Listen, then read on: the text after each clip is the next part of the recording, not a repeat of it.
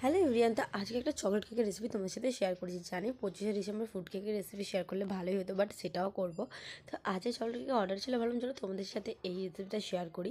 তো এখানে আমি হাফ কাপ ময়দা আর হাফ চামচ বেকিং পাউডার আর তারও হাফ নিচে বেকিং সোডা, মানে তোমরা যদি ওজনে বলে 70 গ্রাম ময়দা নিও, আর নর্মাল চামচের হাফ চামচ বেকিং পাউডার, আর এই হাফ চামচেরও হাফ বেকিং সোডা, আর কোকো পাউডার দিলাম আমি 1 চামচের মতো, মানে বড়ো চামচের 1 চামচ আমি কোকো পাউডার দিয়েছি। ব্যাস চকলেট কেকের জন্য এটুকুই লাগবে। আর লাগবে তো ডিম, দুধ আর তোমার তেল আর চিনি। তো এটা মিশিয়ে একটা সাইডে রেখে দিলাম। একটা বড় বাটির মধ্যে আমি 2টো ডিম দিয়েছি।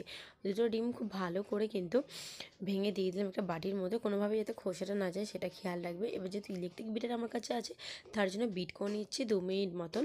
ভালো করে বিট করলে কী বলতো, বেশ কেকের স্পঞ্জি ব্যাপারটা আসে। তোমাদের কাছে যদি ইলেকট্রিক বিটার না থাকে, তোমরা মিক্সিং জারে 2 মিনিট মতন বিট করতে পারো। তার সাথে যতটা ময়দা ততটাই চিনি দিয়ে দেবো মেপে। আমি একটু গুঁড়ো করে নিয়েছি, হাফ কাপ চিনি দিলাম। তার সাথে 3 চামচ তেল দিয়েছি, আর দিয়ে দিচ্ছি দুধ দিয়েছি 4 চামচ মতন, দিয়ে খুব ভালো করে এটাকে আমি আরেকবার বিট করে নেব। অনেকে হয়তো ভাবছে এই বিটারটা ছাড়া যে তোমরা কেকটা বানাতে পারবে না, সেটা সম্পূর্ণ ভুল। তোমরা মিক্সিং জারে সেম পদ্ধতিতে করবে, কেকটা দুর্দান্ত হবে। আর আগে থেকে যে ময়দা, cocoa powder, baking powder, baking soda মেশানো মিশ্রণটা এর মধ্যে দিয়ে ভালো করে মিশিয়ে নিচ্ছি। আর যাতে ডিমের আঁশনে গন্ধটা না থাকে, তার জন্য এখানে ভ্যানিলা এসেন্স দিয়ে দিতে পারো হাফ চামচ মতন।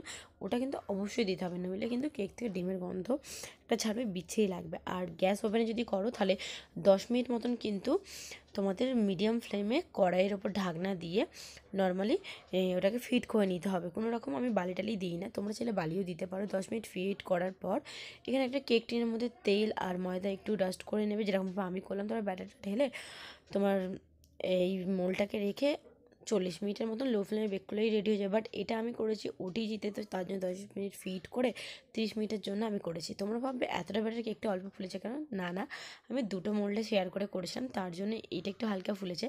আর ওটা দেখো দুর্দান্ত ফুলেছে। 2টো কেকই খুব সুন্দর নরম হয়েছে।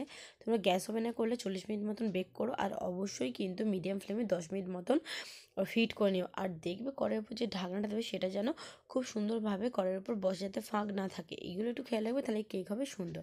দেখো চকলেট কেকটা কতটা নরম হয়ে যায়, খেতেও কিন্তু দুর্দান্ত হয়েছিল। আমার রেসিপিগুলো কেমন লাগছে জানাবে, আর ভালো লাগে লাইক কমেন্ট শেয়ার করতে ভুলো না। আর এই রেসিপিটা ফলো করে তোমরা বানিয়ে, আমি গ্যারান্টি দিয়ে বলতে পারি তোমাদের কেক পারফেক্ট হবে। দেখো কত সুন্দর হয়েছে, ওপরটা মানে পিছন দিকটা কিন্তু পড়েনি।